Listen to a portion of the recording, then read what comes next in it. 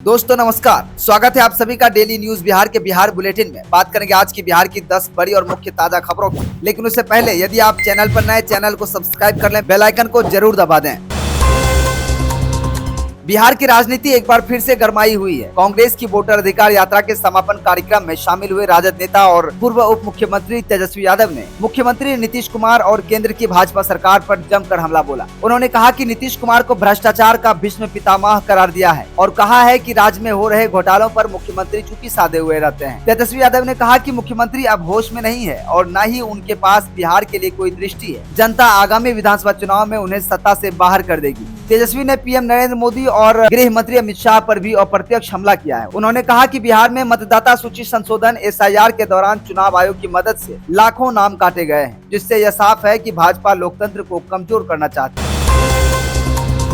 तेज प्रताप यादव अब धीरे धीरे अपनी जमीन तैयार करने लगे हैं। अभी तक तो तेज प्रताप यादव की पहचान लालू यादव के बड़े बेटे की हो रही है, लेकिन अब वो उससे आगे निकलने की कोशिश कर रहे हैं। मजबूरी में ही सही, लेकिन वो अकेले निकल पड़े हैं। धीरे धीरे वो अपना रंग भी दिखाने लगे हैं। अपना अलग रंग और पहचान दिखाने के लिए तेज प्रताप यादव पीले रंग की टोपी पहन रहे हैं और पीले रंग का इस्तेमाल करने वाले दूसरे नेताओं को बहरूपिया करार देते हैं। असल में बिहार में प्रशांत किशोर और यूपी में ओम प्रकाश राजभर के गले में पीले रंग का गमछा देखा जाता है। ओम प्रकाश राजभर तो पीले रंग के गमछे की अहमियत भी समझा चुके हैं। पार्टी और परिवार से निकाले जाने के बाद कुछ दिनों तक तो तेज प्रताप यादव खामोशी अख्तियार किए हुए थे, लेकिन अब वो बात नहीं है। अब तो तेजस्वी यादव का नाम सुनते ही भड़क जाते हैं। ये ठीक है, खुलकर नहीं बोलते हैं, लेकिन बातों बातों में सब कुछ बोल जाते हैं और कहीं कोई परहेज अब नजर नहीं आता है।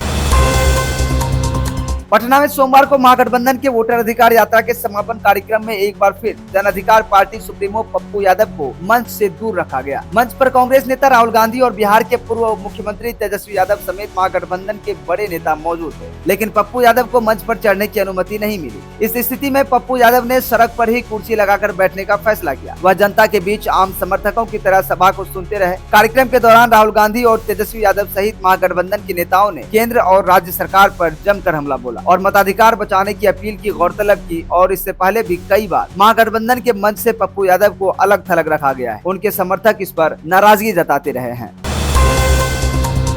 बिहार विधानसभा चुनाव की औपचारिक घोषणा भले ही ना हुई हो, लेकिन सियासी सरगर्मी पूरी तरह बढ़ गई है। कांग्रेस नेता राहुल गांधी और आरजेडी नेता तेजस्वी यादव की जोड़ी ने बिहार में वोटर अधिकार यात्रा निकालकर चुनावी माहौल को अपने पक्ष में करने का दांव चला है। तो सपा प्रमुख अखिलेश यादव ने भी रण क्षेत्र में उतरकर तेजस्वी यादव के लिए सियासी बैटिंग कर दी है। 17 अगस्त को सासाराम से शुरू हुई इंडिया ब्लॉक की वोटर अधिकार यात्रा अब 23 जिलों और 13,000 किलोमीटर का सफर तय करने के बाद पटना में समाप्त हो चुकी है। राहुल तेजस्वी की यात्रा के आखिरी पड़ाव में सपा प्रमुख अखिलेश यादव ने शिरकत की। अपनी केवल 1.5 दिन की बिहार यात्रा के दौरान अखिलेश यादव ने तेजस्वी यादव का नाम आगे करके पटना से यूपी की सियासत का एजेंडा तय करते हुए नजर आए। तेजस्वी यादव ने कहा कि 400 पार का नारा लगाने वालों को उत्तर प्रदेश में अखिलेश यादव ने आधे पर रोक दिया। अखिलेश यादव के अनुभव का लाभ हमें बिहार में भी मिलेगा। उनके आने से हमें बहुत मजबूती मिली है। सासाराम से शुरू होकर वोटर अधिकार यात्रा पटना पहुंची। पटना पहुंच भी गई और अच्छे से पहुंची भी।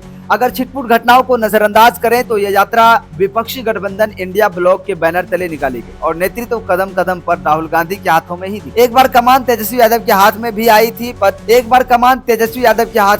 थी जब राहुल गांधी यात्रा में ब्रेक के दौरान उपराष्ट्रपति चुनाव के सिलसिले में दिल्ली लौटे। कहने को तो राहुल गांधी और तेजस्वी यादव साथ में वोटर अधिकार यात्रा निकाल रहे थे, लेकिन पूरी यात्रा में राहुल गांधी ही छाए रहे। 3 साल पहले राहुल गांधी जब भारत जोड़ो यात्रा पर निकले थे, तब भी कांग्रेस की ऐसी ही मंशा थी। न्याय यात्रा को लेकर तो सहयोगी दल नाराज ही इसलिए थे क्योंकि कांग्रेस ने अकेले यात्रा निकालने की घोषणा कर डाली, लेकिन अब लगता है कि राहुल गांधी ने सारी कसर निकाल दी।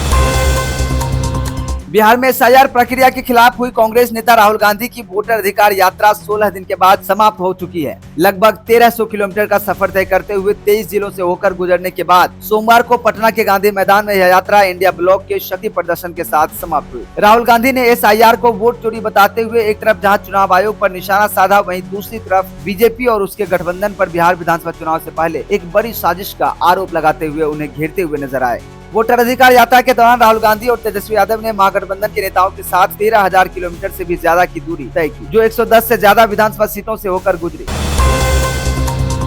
कांग्रेस नेता राहुल गांधी और आरजेडी नेता तेजस्वी यादव के नेतृत्व में बिहार में एसआईआर प्रक्रिया के खिलाफ शुरू हुई वोटर अधिकार यात्रा का कल समापन हुआ। इंडिया ब्लॉक ने पटना की सड़कों पर शक्ति प्रदर्शन करने के साथ साथ महात्मा गांधी और डॉक्टर अम्बेडकर के बहाने सियासी एजेंडा सेट करने की योजना बनाई है। राहुल गांधी, तेजस्वी यादव, मुकेश सहनी और दीपंकर भट्टाचार्य ने 17 अगस्त को बिहार के सासाराम से अपनी 16 दिवसीय वोटर अधिकार यात्रा की शुरुआत की थी। सासाराम से शुरू होकर औरंगाबाद, गया, नवादा, नालंदा, शेखपुरा, लखीसराय, मुंगेर, भागलपुर, पूर्णिया, कटिहार, अररिया, सुपौल, मधुबनी, दरभंगा, सीतामढ़ी, बेतिया, गोपालगंज, सिवान, छपरा और आरा होते हुए यह यात्रा पटना में समाप्त हुई। भागलपुर में जमालपुर हावड़ा वंदे भारत एक्सप्रेस पर पंजवार रेड हॉल्ट के पास पथराव किया गया। शाम करीब 5:15 बजे हुई इस घटना में कोच C4 की खिड़कियां क्षतिग्रस्त हो गई, जिससे मौके पर पहुंचकर जांच शुरू कर दी गई है। पहले भी इस ट्रेन पर पथराव की घटनाएं हो चुकी हैं। हावड़ा वंदे भारत एक्सप्रेस की एक बार फिर से असामाजिक तत्वों ने निशाने पर आ गई है। सोमवार की शाम करीब 5:15 पर पंजवार रेड हॉल्ट के समीप रेलवे क्रॉसिंग के पास ट्रेन पर पथराव कर दिया गया। उस समय ट्रेन लगभग 70 किलोमीटर प्रति घंटे की रफ्तार से बारहट से मंदरहाली की ओर बारहट से मंदार हिल की ओर बढ़ रही थी। यह पहली बार नहीं है जब वंदे भारत एक्सप्रेस पर पथराव हुआ है। समाहरणालय स्थित महानंदा सभागार में सोमवार को विशेष गहन पुनरीक्षण को लेकर जिलाधिकारी सह जिला निर्वाचन पदाधिकारी विशाल राज की अध्यक्षता में मान्यता प्राप्त राष्ट्रीय एवं राज्य राजनीतिक दल के प्रतिनिधियों के साथ बैठक हुई, जिसमें जानकारी दी गई कि 1 अगस्त को प्रारूप निर्वाचक सूची का प्रकाशन के उपरांत 1 सितंबर को दावा आपत्ति प्राप्त करने की अंतिम तिथि रही। उन्होंने कहा कि 1 सितंबर तक प्राप्त दावा आपत्तियों की जाँच कर एवं आवश्यकता अनुसार संबंधित मतदाता को नोटिस निर्गत कर सुनवाई का युक्त अवसर देते हुए आदेश पारित किया जाएगा। यह कार्यवाही 25 सितंबर तक चलेगी। राजनीतिक दलों के प्रतिनिधियों को लोक प्रतिनिधित्व अधिनियम 1960 की धारा 24 के तहत अपील के प्रावधान से अवगत कराया गया। आज यानी मंगलवार 2 सितंबर 2025 को बिहार, झारखंड और आसपास के राज्यों में मौसम एक बार फिर से बदलता हुआ नजर आएगा। सुबह का मौसम अपेक्षाकृत सुहावना और हल्के बादलों से घिरा रहेगा। हवा में नमी अधिक रहेगी, जिसके कारण उमस का एहसास होगा। सुबह का तापमान 25 से 26 डिग्री सेल्सियस के आसपास रहने की संभावना है। जैसे जैसे दिन चढ़ेगा, बादल और घने होते जाएंगे और दोपहर बाद कई जिलों में गरज चमक के साथ बारिश देखने को मिल सकती है। विशेषकर पूर्णिया, कटिहार, भागलपुर, गया, पटना, दरभंगा, मुजफ्फरपुर और झारखंड के धनबाद, गिरिडीह, देवघर इलाके में बारिश का ज्यादा असर दिख सकता है। अधिकतम तापमान करीब 31 डिग्री सेल्सियस तक जाएगा, जबकि न्यूनतम 25 डिग्री सेल्सियस के आसपास रहने का अनुमान है। मौसम विभाग ने येलो अलर्ट जारी किया है, जिसका मतलब है कहीं कहीं बिजली गिरने और गरज चमक के साथ तेज हवाओं की संभावना है। हवाओं की रफ्तार 30 से 40 किलोमीटर प्रति घंटे तक की जा सकती है। तो दोस्तों, ये थी आज की बिहार की 10 बड़ी और मुख्य खबरें। इनमें से कौन सा खबर आपको काम का लगा, साथ ही कौन सा खबर सबसे अच्छा लगा? वीडियो आप कहां से देख रहे हैं कमेंट करके जरूर बताइएगा। साथ ही साथ वीडियो अच्छा लगा तो वीडियो को लाइक कीजिएगा, ज्यादा से ज्यादा शेयर कीजिएगा। चैनल पर नए, चैनल को सब्सक्राइब करके बेल आइकन को दबा दें। वीडियो को हाइप जरूर करें।